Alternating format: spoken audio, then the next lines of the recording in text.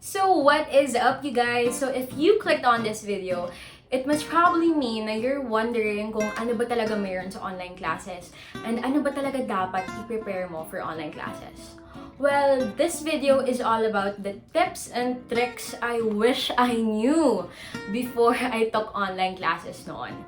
So basically kasi, I came from UST SHS and the pandemic occurred at the middle of our school year.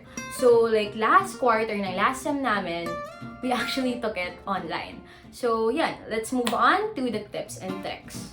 Tip number 1 is wake up earlier than your class schedule. Kasi alam ko, naging normal na lang for us na for example, okay, I have 7 a.m. classes. So yung gagawin ng most people is they alarm their clock at exactly 7 a.m. And it's a big no-no, you guys. Kasi I've done this before, 7 a.m. classes, tapos nag-alarm mo ka ng exactong 7 a.m. It doesn't work, you guys. Kasi una sa lahat, sobrang laki ng chance na matutulugan mo yung alarm mo. Kasi ako, it happened to me so many times. I missed so many synchronous classes because I did not wake up on time. So yan, set your alarm earlier para may allowance ka if ever you wake up late. Number 2, fix up your workspace. Sobrang importante ng environment mo sa kung paano ka nagiging productive. So basically, think of it this way. If magulo yung environment mo, if magulo yung workspace mo, magulo rin yung utak mo. You can't be fully productive. Ako, na-experience ko na nung middle ng online class ko, sobrang gulo ng kwarto ko. And hindi ako makafocus ng maayos. Like, hindi ko na-absorb yung information. So what I tried was, I tried fixing up my workspace. And because of that, believe it or not, mas naging productive ako, mas sumipag ako, mas naging attentive ako sa classes. So yeah, fix up your workspace. So tip number 3 is don't take online classes on your bed. Diyos ko, sobrang important nito. Like what I said sa earlier tip ko, is sobrang importante ng workspace mo. Kasi basically, your body and your mind reacts to the setting and environment you're in. So if you're on your bed, nakafixate sa utak mo na pag asakama ka, it's your rest time na. So malamang, aantukin ka. Pag inantok ka, patay ka. So yeah, don't take online classes on your bed. Tip number 4 is have that go-to friend. Have that go-to classmate, blockmate. Para saan? Kasi, guys, I have to be honest with you, yung mahirap sa online classes is lagi akong nawawalan ng internet connection noon. Like, all the time. And it was so hectic kasi, syempre, synchronous yung classes namin noon. So, papasok ako, wala akong kaalam-alam sa nangyayari kasi nga nakat yung internet namin. So, yung pwedeng gawin doon is have that go-to friend you always have on dial. Pwede yung, it's much more better if yung friend mo na yun may stable internet connection lagi. Para, for example, if nawalan ka ng internet sa gitna ng classes, you can always hit that person up, ask them kung ano na miss mo, etc. etc. And maganda rin if lagi kang may load, para if nawalan ka ng internet connection, isang text lang sa friend mo, pwede mo na sabihin na, hey, pasabi kay ma'am, pasabi kay sir na our internet's down, so please cover for me. Yun lang. Okay, so tip number 5 is treat online classes like physical classes, you guys. What I mean by this is hustle like usual. Kasi I'm not sure if sa amin lang to, pero maybe it's because last quarter na siya ng last sem namin. But everybody was so tamad to do anything ACAD-related. And plus, online class mo siya, so lahat ng tao tamad. So ako, I faced the same problem.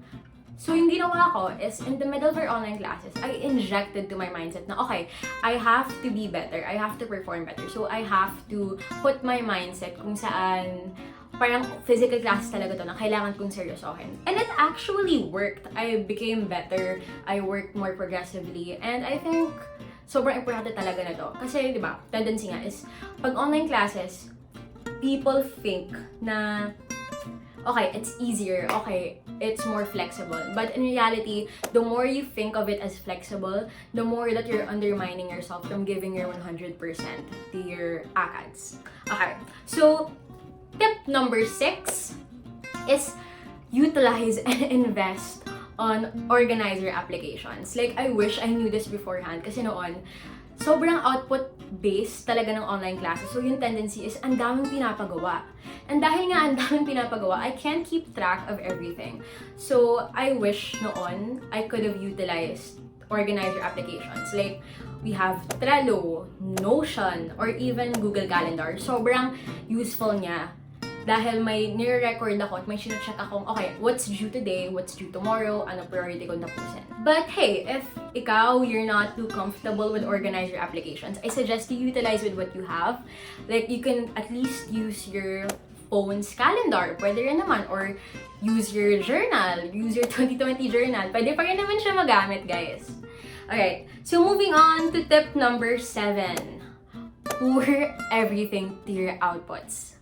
Hindi porket online classes ay madali na siya. Hindi porket flexible ang oras ay madali na siya. The thing about online classes is everything is based on your output. Like, when you come to think of it, pag physical classes to, okay, let's say mababa grade mo sa quiz na to or mababa grade mo sa output na to, okay lang, may peta naman na pwede kong bawiin, may recitation naman. Pero in online classes kasi, imagine mo, your teachers, your professors all get your grades from the same output. So guys, kung ako sa inyo, galingan nyo na.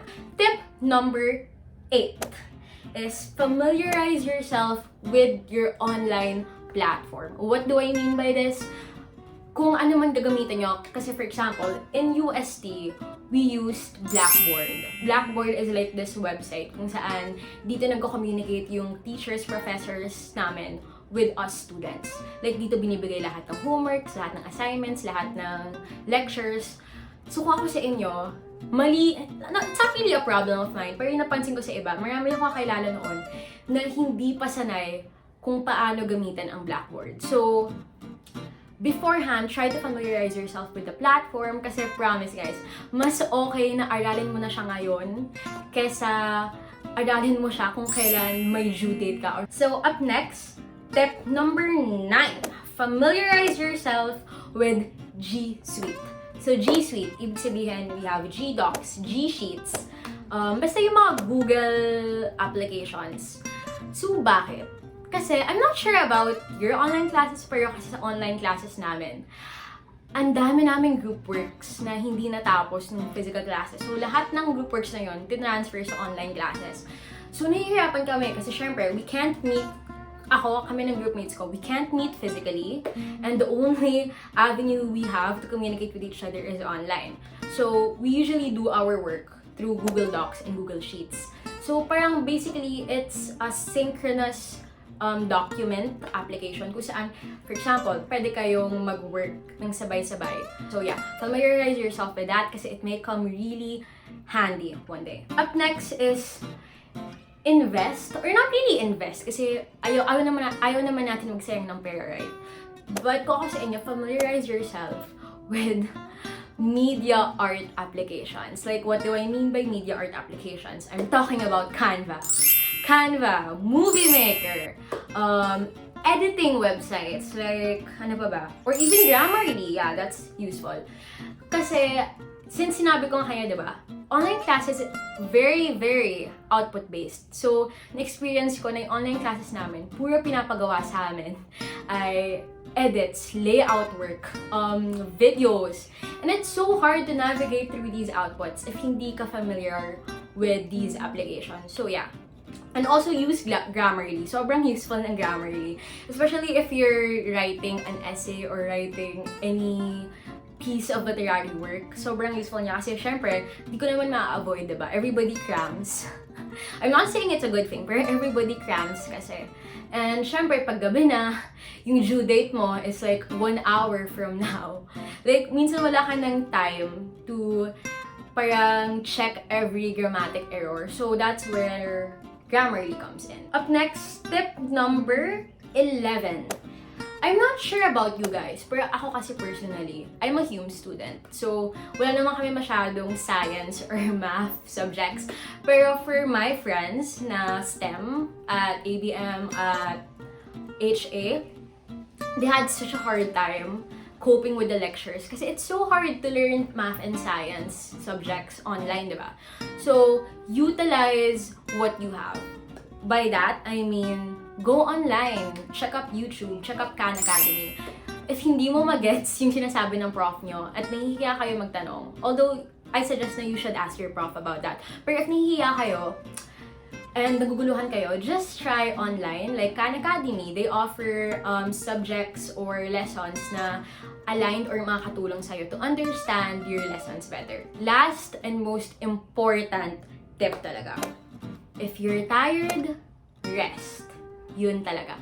Let's be honest here, online classes is very draining. It's not as rewarding as physical classes. Kasi pag physical classes, you get to reap what you sow by having social interactions, by socializing with your friends, by, being with your blockmates, with your classmates, with your, friends. But the thing about online classes is everybody craves physical touch. And I don't mean it in the very laswa way. I mean, alam mo yun, parang for example, kami usually, after a hectic PETA or a hectic quiz, we can always go out. Tapos inom kami, kakain kami, celebrate kami. Pero now, sa pandemic na to, we can't necessarily do that. So, suggest ko is if you still wanna bond or interact with your friends, you can utilize Netflix Party. Or maybe you can try Scribblio or even Covidopoly. Like, there are so many applications and websites right now that can offer you and your friends the social interaction and fun you guys want to reward yourselves after a very hectic academic day. And guys, always remember, take breaks. Okay, it's not a bad thing to rest. If you're tired, magpahinga ka. Kasi everybody here is having a very hard time coping with the pandemic. Everybody's having such a hard time adjusting with online classes. And you deserve to rest. Know that you're not alone. Know that everybody here is with you. We're all struggling with the same fight. I guess that's it. That's all my tips and tricks that I wish I knew before I tried online classes. But lastly guys, gusto ko lang ngayon i-clarify na I'm privileged. I'm sure na it's so easy for me to discuss these tips and tricks. Kasi ako personally, we have the means, we have the technological means and resources to actually do online classes. But the problem right now is not everybody has the same means as I do. And I acknowledge that. So that's it, and I'll catch you guys later. Bye-bye!